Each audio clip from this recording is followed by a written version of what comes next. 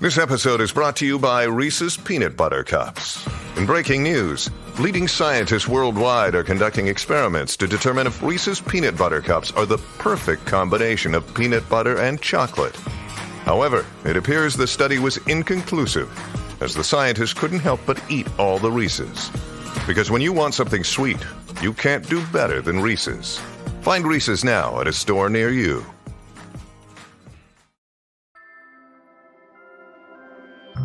Hello, hello. Welcome back to Peak Northwest, an outdoors and travel podcast by the Oregonian and Oregon Live, dedicated to the adventure and exploration of our beautiful Pacific Northwest. I'm Jamie Hale. And I'm Vicki Connor. Together, we take you to some of the most beautiful and interesting destinations in our region, discussing where to go, what to do, and places to see. And today, we're focusing on Wild Diversity, which is a local organization that's dedicated to creating a greater sense of belonging for people in the outdoors. Here to tell us more about the organization is Mercy Mfan, founder and co-director of Wild Diversity. Mercy, thank you so much for joining us. Hey, you too. Thanks for having me. So, Mercy, why don't you get us started by just telling us the story about Wild Diversity? Why did you decide to create this organization in the first place? Thanks for asking. Well, as a young kid, I grew up one of six, and my parents were just amazingly hardworking humans. We very rarely got the opportunity to go on any sort of vacation.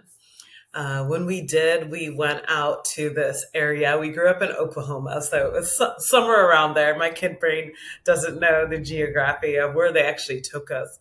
But it was a place where there's a river where we were just long days of driving through this like wooded area and wooded recreational area and being by the river. And watching for the first time my parents like jump into water, swim, watching for the first time my parents being full of like joy and play, is something I never got to experience. My dad could ruin kicking a soccer ball around and make it like a very serious affair. So to see the moment where all the guards were let down, where there was just so much joy, it really planted a seed for what outdoor joy can look like for me. As an adult, getting to the Pacific Northwest and really exploring the beauty that's around here, I wanted to ensure that the communities I'm a part of, the BIPOC, the LGBTQ plus community, had that same opportunity to be filled with joy, without fear, without intimidation, just go out there and be themselves. So that's what really led my heart to create Wild Diversity, to ensure that we can create those welcoming spaces and also that these communities can benefit from all the health benefits and all the cool things that being in the outdoor provides a human body. And I just want to make sure that, that they get to experience what I experienced when being outdoors. So how did Wild Diversity kind of come together? How did it start? Well, I don't know. If there's anybody else out there who has like this really cool ADD brain that is just ready to go, go, go, I think that it kind of sums up Wild Diversity. It was certainly the cart before the horse situation. Like, I'm going to do this. Now we're going to be a nonprofit. Oh, what does it being a nonprofit entail? And just going through the process as we're learning about the process. We started out with just an idea of wanting to support a community. And then we had volunteers started helping us getting the ball rolling. We did our first event was just a gear drive where people donated gear to help build our organization's gear library, which is so central to getting people out in an accessible way, ensuring that we can provide everything they needed for an adventure. So I think for us, that was the start, that gear drive, where all these people in the Portland area said, this is awesome work you're doing. Here's my this and that. Here's stuff. This pretty much still mostly works. Have it. Enjoy your adventures. And yeah, it was a great start. And how long ago was that gear drive? Oh my goodness. I do think it was like fall of 2017. Wow. So you're coming on 7 years now at this point. I know. I cannot believe it. How did the community continue to coalesce from there? Well, I think it's really big. I think when I first started, I just thought, like lay the groundworks and then create change maybe in somebody else's lifetime. But to see that people are like, yes, I want to be a part of it. Yes, I want to join a venture. Yes, I've always been looking for a community like this. It was so powerful to know that we were making a today impact right now, currently in the present. We ran programming at the beginning of the time. I did all the adventures, led all the adventures. So it was just like running a nonprofit during the week, leading all adventures, not having a day off for like 9 weeks, just go, go, go. And then we decided to start our adventure leader development program and a training program to help train guides. When you look out there in outdoor adventure leadership, there isn't a wide range of representation. So knowing that we had to create a program to teach people to be guides, that we weren't going to be able to just find guides and hire them. And we wanted that leadership that represents the community that we serve, because there is so much comfort and welcoming spaces and being led by people who understand what you're going through, what your life's like. And then we had so many community members come out and say, hey, we want to be a part of the leadership program. And it's been going strong, where we're reaching out and training like 40 guides summer after summer who help us lead all of our hundreds of adventures each and every year. Why do you think this resonated so immediately with so many people? I think that we were filling the gap for something that didn't exist. The culture, as inclusive as the outdoor industry believes itself to be, I think a lot of marginalized people who are part of marginalized communities and minority communities were not feeling welcome and were not feeling safe in those spaces. Since wild diversity started, I would only say the number of infinity organizations in the United States has skyrocketed. Probably the fastest growing part of the outdoor industry when you look at it as a whole, of how many organizations, nonprofits, and groups focusing on these minority populations have sprouted up. And I think they're answering a call to be more supportive for that community, to kind of center that community in their thought process, and to ask those questions like, did the status quo of the outdoor industry of guiding that began during a time where racism was really huge, began during a time where queer and trans representation was even considered or even allowed. You know what I mean? Like those guiding companies that began there, those outdoor education companies that began during the time, have they evolved enough to now start supporting these communities? And just by the growth of all these affinity groups, I would say they haven't been. And I think that's where the need came from, because people weren't feeling safe. People weren't feeling welcomed or supported. So I think it's so cool of all these groups that are just getting everybody out there. Because at the end of the day, that's what we need to support the gorgeous ecosystem of the Pacific Northwest, of just everybody falling in love with these spaces.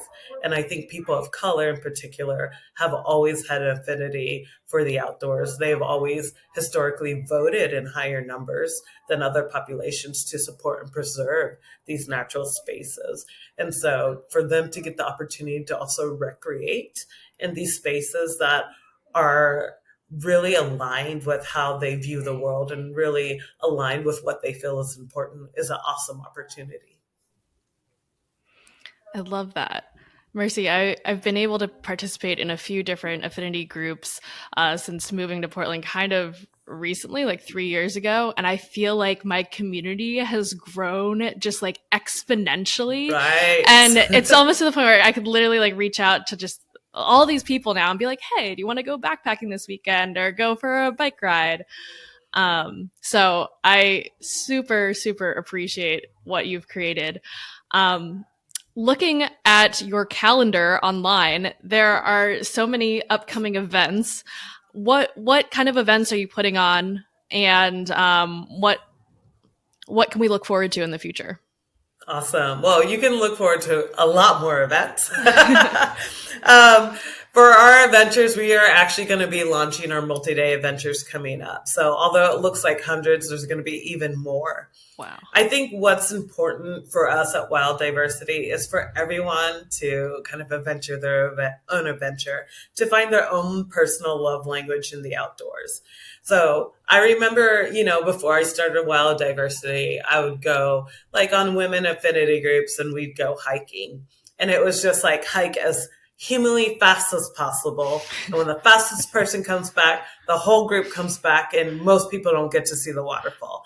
Like it was so centered in one way, but we don't believe like it has to be. We were like, if you want to climb a mountain this year, or you just want to like hang in a hammock at a local park, Wild Diversity, we want to support you. And it's all valid for being an adventurer. So we do hikes, we do outdoor and indoor workshops. We have backpacking trips, camping. We have paddle, multi-day paddle. This year, we just got a bunch of new stand-up paddle boards that we want to include. We have a BIPOC swim program that really focuses on healing and building relationship for the BIPOC community. We have our BIPOC conservation program. We have youth summer camps, which encompasses all of the adventures. One thing that's really excited about our youth summer camps is that they have theme weeks. So they have a survivalist week where they're learning all those outdoor skills and become zombie apocalypse ready. They have their field science week where they get to work with biologists out in the field. And then they have their paddle courses and adventure courses. So those are all the things that we're focusing on for Wild Diversity. And we want to create opportunity where everybody can jump in and feel like we're meeting them at their level. That's so cool, because I feel like when you first talk about the idea of like getting people outdoors, it seems like sort of a narrow idea or a simple idea, but now when you're talking about like all these different ways, it seems like that idea of just getting outside can explode into, hundreds, thousands of different ways, because like you said, I mean, everyone gets outside differently. Are you finding that you're just continually expanding, finding new ways, or is there like a limit to how many different types of ways, how many different types of things you can offer people? Well, we are a nonprofit, so there is certainly a limit to what we can do. Also, this year we're focusing on our risk management too. So we know there's a cap before we do an adventures. We kind of are meeting our community at the entry level, intermediate level, as far as where outdoor adventures are going. And we want to ensure their safety. To do more, like we've done like a mountaineering program, but we partnered with somebody else and we use their guides and their leaders. So we're kind of capped to like on safety, but we value and appreciate leaders from within our community. So if there is not a lot of them in any particular genre of outdoor adventures, that we're kind of holding there, testing the grounds to get our community in these different areas. So one thing that I love is whitewater and wanting to get more and more in it.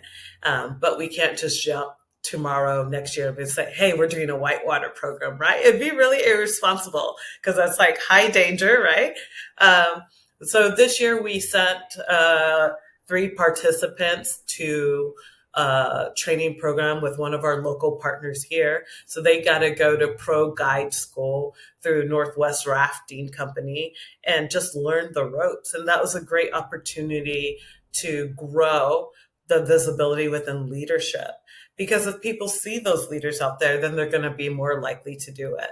Like, I'm African American, Black folks who are just not like, yeah, sign me up for whitewater. I'll do that. There's like no way. But maybe we can see more BIPOC leaders, more Black and brown leaders in that area. It will build more comfort for people saying, hey, you have community members are here. This could be a great opportunity. You know that saying, if you see it, you could be it, right?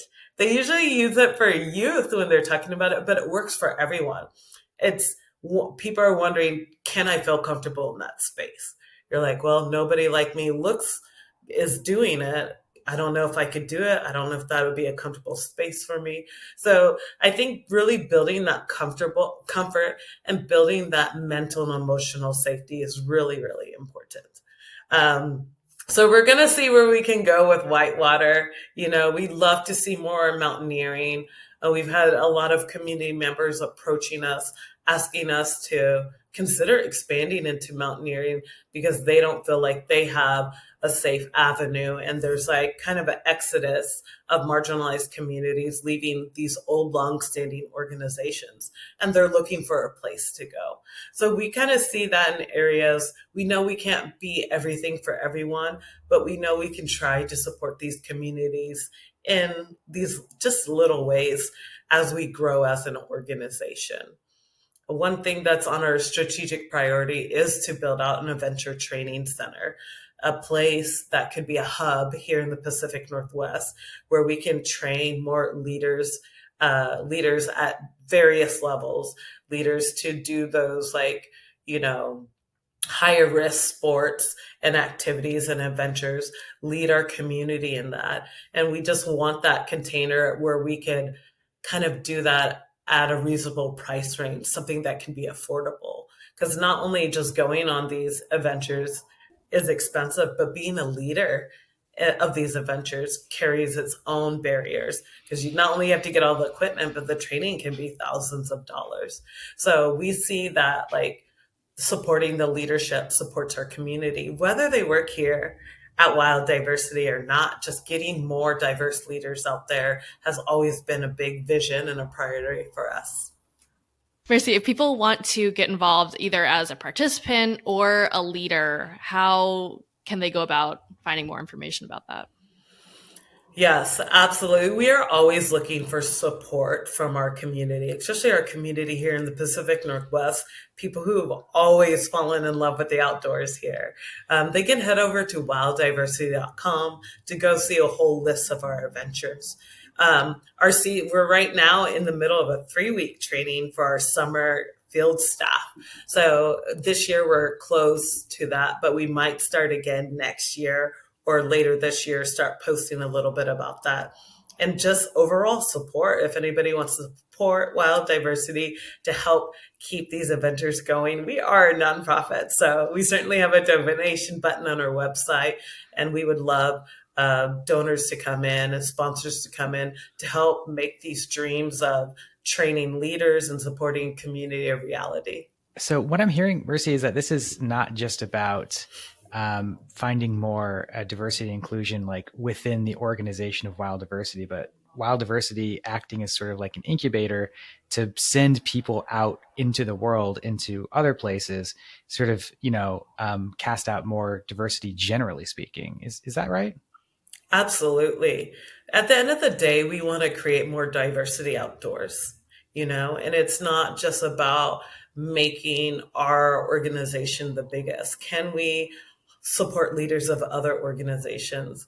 We've partnered with other organizations up and down the coast, the West Coast, to provide leadership training for them to fly up to our field training just any way we can. Like, here's all the work that we did on this. We've been working on it. We've been troubleshooting it.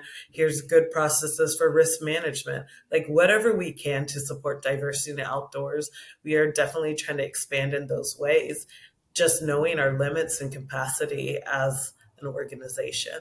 So yeah, whatever it will take, let's do it. And let's, keep the outdoors accessible for everyone. Mercy, I am seeing that there is a BIPOC wellness weekend at one of our favorite places that we've talked about so many times on this podcast, which is Brighton Bush Hot Springs. What can you tell us about this? Oh, gosh, this is just like the best weekend. We've been partnering with Brighton Bush for the past 3 years, and we're doing it again just to host the BIPOC wellness weekend. And, so you talk about Brighton Bush, so everybody knows what a magical place it is. Not only just the hot springs, but the property itself by the river. It's gorgeous. It's relaxing. So we do a BIPOC affinity retreat there every year, and it's in September. So not the heat in the summer when it's getting nice and cooler, where you want to be in the hot springs like all day. And it's just a beautiful weekend built in with community. We have community members facilitating workshops. And we try to do a fundraising to keep the pricing down for that as well, and just try to create a magical weekend where our community members can come and get spoiled, I love that. Marcy, you talked a lot about sort of the communal benefits, the community benefits, the larger picture of all of this. But I am curious about, the individual experience of somebody who, like you're describing, who has not seen a lot of people who look like them in the outdoors world, who's coming to one of your events, and who's getting that experience. What have you heard from people, from individuals? What kinds of experiences are they having through wild diversity? Well, obviously it varies from individual to individual. I think, some of the things that I resonate with that people share, it is, going on the first BIPOC backpacking trip and feeling their body relaxing for the first time. And it's not that they're like just feeling their body relaxing. It's just also the realization that they walk around the world in a tense way with those shoulders all hunched up and feeling muscles relaxed that they didn't even know were tense. It is kind of like the spirit of what somebody experiences through our trips. All those little microaggressions, all those strange questions people ask who are not a part of your group, just trying to figure you out, understanding who you are. Like, they don't have to answer those questions. They're allowed just to go and be on an adventure and just be themselves. Are you all familiar with code switching? What that is? They don't have to talk differently. They can be their full selves. And I think a lot of people in general find themselves being somebody else, whether it's for work or their job or who they have to be at home and stuff like that. So ensuring that people can have those spaces outdoors where they can just be who they need to be in that moment and not have to pretend for the sake of somebody else. I think that is a really huge value when going into affinity groups for each individual. And just the feeling of safety, knowing you have supporters and allies who surround you while you're already doing something scary, like going on your first backpacking trip or sleeping overnight in the woods, and knowing that not only are you not worried about all those things that every human body has to worry about, like cougars or bears or this or that, or drinking water or going to the bathroom, but you also don't have to worry about microaggressions and racism or transphobia or homophobia, where you can just kind of let all those things quiet down and just focus on being in the moment. Marcy, could you maybe just talk about an example of a trip, like say like a backpacking trip that you all might host, and someone is wanting to participate with really no background in backpacking, they don't have the gear. Is that something that Wild Diversity also helps with, helping find the gear, kind of like bridge all those gaps that are standing between someone and their first backpacking trip? Absolutely. We help try to minimize all those barriers. So one, from the start, we have a lot of sliding scale pricing for our ventures. So it's accessible financially. And then we do provide all of the gear. So we have everything. They need to bring their own socks, underpants, and layers. And we really try to help them out. When we go on a backpacking adventure, the guides are not like just leading you. They're sharing with you. They're showing you the ropes. We'll show you how to pack your backpack, how to fit your backpack on your body so it's comfortable. We'll show you how to use the camp stoves, how to hang your food for critter hands, how to set up your tent. What we want to ensure is that when a participant leaves our adventure, they feel like they have a level of comfort and knowledge to possibly do it on their own. So we really just take our time and walk through the steps. There's like no experience required. You just have to be able to do the mileage. In our beginner backpacks, they definitely have a slower pace. So it's not like huffing it from point A to B. We really take our time. We take breaks. We have things that participants can say to let us know that they might need a water break or a bathroom break, or they might be getting a blister or something like that. We can just slow it down. And then for the intermediate advanced backpacks, it's a little quicker pace for those who already maybe have the cardio to do the outdoor adventures, but we'll still show them the ropes around backpacking. Mercy, when you look back at 7 years ago, when you first started Wild Diversity and you had that big idea, like you said, when you look at that now from this point of view, how do you feel about what you've done, what you've put together? What kind of reflection can you do on that? Well, sometimes I think, like, what was I thinking? It's a big undertaking. But I'm still steadily blown away by all we have accomplished, from our first beginner, like, volunteer employees to the team we have today.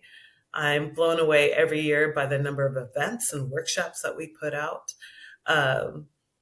I think I feel so much joy by the number of community members we've interacted from the very beginning. Those who are out adventuring on their own, those who became adventure guides with us after their first adventure, and those who became staff with us, after that. And I feel like our impact is big, but it's not even just my dream. Every person who comes to work with Wild Diversity is here because they want to support community. And they all add their own unique energy to the processes of how we interact with participants just to make it really special. Everybody came with their own experiences of joy or pain in the outdoors. They're bringing it to the Wild Diversity because they want to amplify those joyful moments and also ensure that our community doesn't have to feel those pain points that they went through. So everybody has something really powerful to add to this dynamic offering that we're bringing to the community. And I think I'm just so grateful that we are creating that container for all of that magic to happen.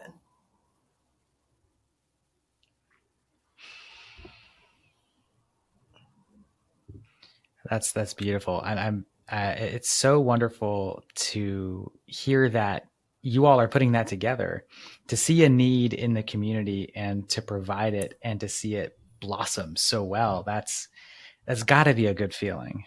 Absolutely. Well, Mercy, thank you so much for everything you're doing for the community. It's such a pleasure to have you on. It's so wonderful to hear about all of this. And thank you so much for coming on to tell us all about it. It's been so much of my pleasure. I appreciate you all sharing our story to your wider community. Okay, wonderful. Folks, that will do it for us for today. Until next time, you can watch our videos on the Oregonians YouTube channel and view all of our travel and outdoors coverage on OregonLive.com/travel, as well as HereIsOregon.com. Please leave us a rating or review if you enjoy the show. And if you want to support this podcast as well as our local journalism, please consider a subscription to Oregon Live. You can find details at OregonLive.com/pod support. Also, if you're a fan of the show and you're interested in potentially sponsoring it, you can get in touch with our marketing people at advertise@oregonian.com. This episode of the show is produced by me, Vicki Connor, alongside Jamie Hale. Stay safe and happy travels, everyone. Until next time, we leave you with this 10 seconds of Zen.